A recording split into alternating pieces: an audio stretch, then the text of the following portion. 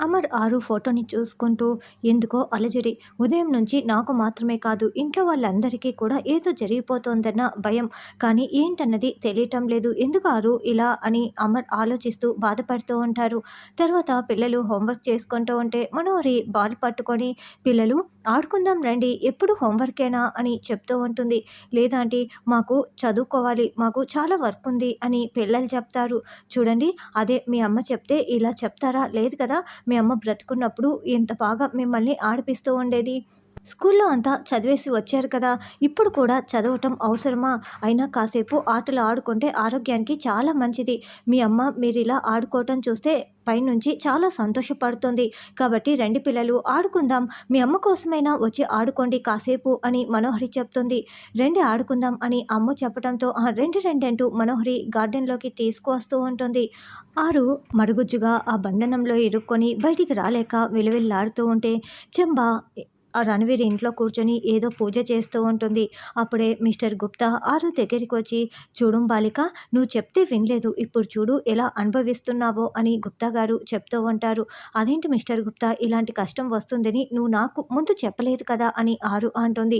అయ్యో, నీకు మించిన శక్తులు ఆ చెంబా దగ్గర ఉన్నాయని నేను ముందే చెప్పాను కదా బాలిక, ఏదో ఒకటి చేసి నువ్వు ఈ బంధనం నుంచి బయటికి రమ్ము అని మిస్టర్ గుప్తా చెప్తుంటే, నేను బయటికి రాలేకున్నాను అని ఆరు అంటుంది. అదిగో నీ పిల్ల పిచ్చుకలు ఆ బాలిక వచ్చుచున్నది, బాలు ఆడతారంట, అప్పుడు నీకు చాలా ప్రమాదకరం, రమ్ము బాలిక రమ్ము. సరే, నేనే ఏదో ఒకటి చేసి నిన్ను బయటికి తీసుకువస్తాను అని మిస్టర్ గుప్తా చెప్పడంతో, ఆ పని చేయండి గుప్తా గారు అని ఆరు దండం పెడుతూ వేడుకుంటూ ఉంటుంది. అప్పుడే ధూమ్ తక ఓం భీం అంటూ మంత్రాలు చదువుతూ ఉంటాడు. అయినా కూడా ఆరు బంధనం పోకపోవటంతో, అయ్యో నా వల్ల కావటం లేదు బాలిక అని మిస్టర్ గుప్తా చెప్తారు. అప్పుడే మనోహరి పిల్లలతో కలిపి బాల్ ఆడుతూ ఉంటే ఆ బాలు ఆరు దగ్గరికి రాకుండా పిల్లలు క్యాచ్ పట్టుకుంటూ ఉంటారు. మనోహరి ఆరు ఉన్న వైపు బాల్ని దొర్లిస్తూ పంపిస్తూ ఉంటుంది. అయితే ఆరు దగ్గరికి వచ్చే లోపల అంజు పట్టుకుంటుంది. Thank you Anju, thank you so much అని ఆరు కృతజ్ఞతలు తెలుపుకుంటూ ఉంటుంది. ఇంకా పిల్లలు ఆడుకుంటూనే ఉంటారు. ఆరు చాలా విలవిల్లాడిపోతూ ఉంటుంది.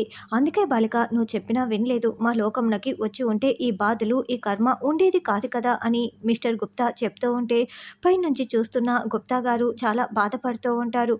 ఈ బాలిక ఇన్ని కష్టాలని అనుభవించుచున్నది అని చూడలేక తూనీగలా మారిపోయి ఆరు దగ్గర ప్రత్యక్షమైపోతారు.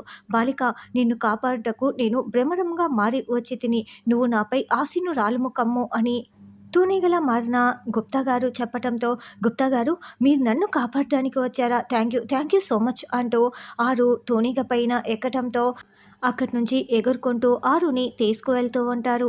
అయితే మిస్టర్ గుప్తాకి అసలు ఈ బాలిక ఏమైపోయినది, నాకు ఎక్కడా కనిపించట్లేదే అని చుట్టూ వెతుక్కుంటూ ఉంటాడు.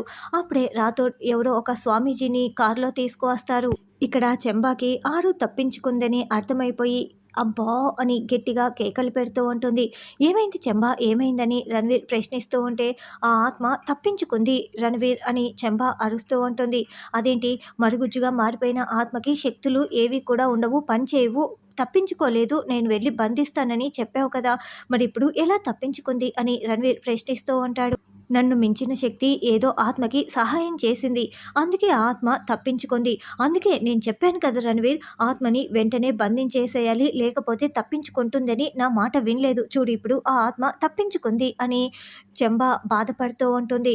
వెంటనే రణవీర్ మనోహరికి కాల్ చేస్తూ ఉంటారు. పిల్లలతో ఆడుకుంటున్న మనోహరి రాథోడ్ పంతులు గారిని తీసుకురావటం చూసేసి, ఏంటి రాథోడ్ పంతులు గారిని తీసుకువచ్చావు అని ఎందుకని ప్రశ్నిస్తూ ఉంటుంది. ఏమో మేడం, నాకు కూడా తెలీదు, సార్ తీసుకురమ్మంటే పంతులు గారిని తీసుకువచ్చాను, రండి పంతులు గారు అని రాథోడ్ లోపలికి తీసుకువెళ్తూ ఉంటాడు. ఏంటి రణవీర్ ఇలా కాల్ చేసావు అని మనోహరి లోపలికి పరుగులు పెడుతూ గుమ్మం దగ్గర ఆగిపోయి మాట్లాడుతూ ఉంటుంది. ఏం చేస్తున్నావు మనోహరి అని రణవీర్ అడగటంతో, నేను ఆత్మకి నరకం చూపిస్తున్నాను, పిల్లలతో కలిసి ఆడుకుంటున్నాను అని మనోహరి చెప్పడంతో, అసలు ఆ ఆత్మ అక్కడ ఉంటే కదా నువ్వు నరకం చూపించటానికి అని రణవీర్ చెప్పగానే, "ఏంటి? ఏమైంది? ఆత్మ తప్పించుకోవటం ఏంటి? నాకేమీ అర్థం కావటం లేదు" అని మనోహరి అంటుంది. "అవును, ఆత్మ అక్కడ లేదంట. తప్పించుకుందంట. చెంబా ఇప్పుడే నాకు చెప్పింది. అక్కడ నువ్వు పిల్లలు కాకుండా ఇంకెవరున్నారో కొంచెం చూసి చెప్పు" అని రణవీర్ అంటే, "ఇక్కడ నేను పిల్లలు మాత్రమే ఉన్నాం. ఇంకెవరూ లేరు. అయినా ఆత్మ ఎలా తప్పించుకుంటుంది" అని మనోహరి అంటుంది. "కొంచెం బాగా చూసి చెప్పు మనోహరి" అని రణవీర్ అరుస్తూ ఉంటాడు. "అయ్యో రణవీర్, నాకు ఇంకెవరూ కూడా కనిపించట్లేదు. మేము మాత్రమే ఉన్నాము" అని చెప్తూ, "ఆ! ఆ! ఇందాక ఎవరో ఒక పంతులు గారిని రాతోడు తీసుకొచ్చారు. ఆ పంతులు గారి వల్ల ఏమైనా ఆత్మ తప్పించుకుందా? ఏమో నాకు తెలీదు. నేను తర్వాత కాల్ చేస్తాను. నేను లోపలికి వెళ్లి ఆ పంతులు గారు ఎందుకు వచ్చారో తెలుసుకోవాలని" మనోహరి ఫోన్ పెట్టేస్తుంది. పంతులు గారిని కూర్చోపెట్టి అమర్ మాట్లాడుతూ ఉంటే మనోహరి, చిత్ర, వినోద్, పిల్లలు, బాగి అందరూ నిలబడి ఉంటారు. బాగి ఆయనకి కాఫీ ఇస్తూ ఉంటుంది. "చెప్పు నాయనా, ఎందుకు నన్ను పిలిపించావు" అని పంతులు గారు అడగటంతో, పంతులు గారు, "ఈరోజు మా ఇంటి పైన ఒక గద్ద తిరిగింది" అని రాథోడ్ చెప్తాడు. "గద్ద తిరగడం చాలా ప్రమాదకరం. అది అపశకునం కూడాను" అని పంతులు గారు చెప్తారు. "అసలు మా ఇంట్లో వాళ్ళకి ఏదైనా అవుతుందేమోనని మేము చాలా కంగారు పడ్డాము. అయితే మాకెవరికీ ఏమీ కాలేదు. కానీ కనిపించకుండా ఎవరికో ఏదో అయిందని అయితే మాకు అర్థమవుతోంది" అని బాగి అంటే, "ఎవరికీ ఏమీ కాలేదు కదా అమర్, ఎందుకు మీరిద్దరూ ఇలా మాట్లాడుతున్నారు? మనం అంతా బాగానే ఉన్నాం కదా" అని మనోహరి అంటుంది.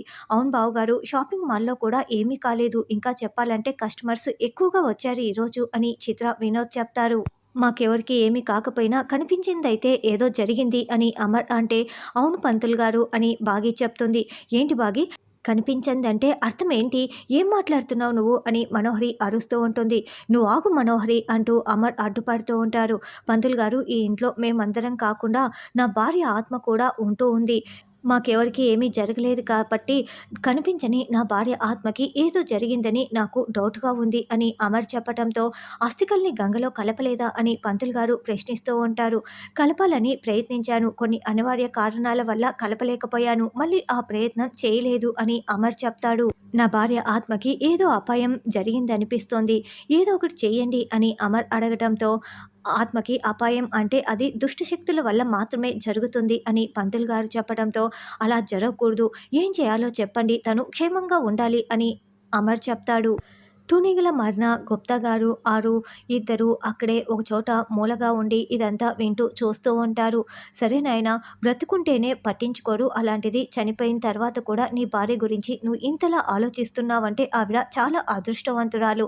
సరే, దీనికి ఒక నివారణ మార్గం ఉంది. అందుకు ఒక కఠినతరమైన పూజ చేయాలి" అని పంతులు గారు చెప్పటంతో, "అదేంటో చెప్పండని" అమర్ అంటాడు.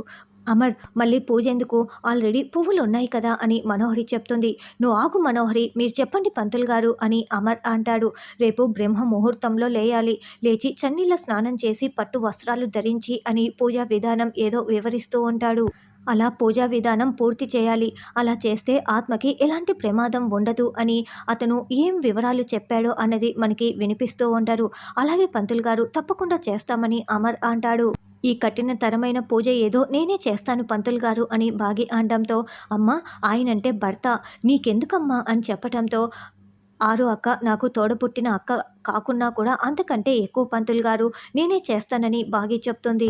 "చూచితివా బాలిక, నీకోసం నీ సహోదరి, నీ భర్త, పిల్ల పిచ్చుకలు ఎంత పూజ చేస్తున్నారో, నీకు మంచి రోజులు వచ్చుచున్నవి బాలిక" అని తూనీగల మారిన గుప్తా గారు చెప్తూ ఉంటే ఆరు ఆనంద బాష్పాల్ని రాలుస్తూ ఉంటుంది. "ఇక నీ పని అయిపోయినట్లే మనోహరి, నువ్వు ఇంకేమీ చేయలేవు" అని చిత్ర అంటుంటే, "నోరు మూసుకోవే" అని మనోహరి అరుస్తూ ఉంటుంది. "సరే, పూజకి ఏర్పాట్లు చేసుకోండి. నేను రేపు వస్తానని" పూజారి గారు వెళ్తారు.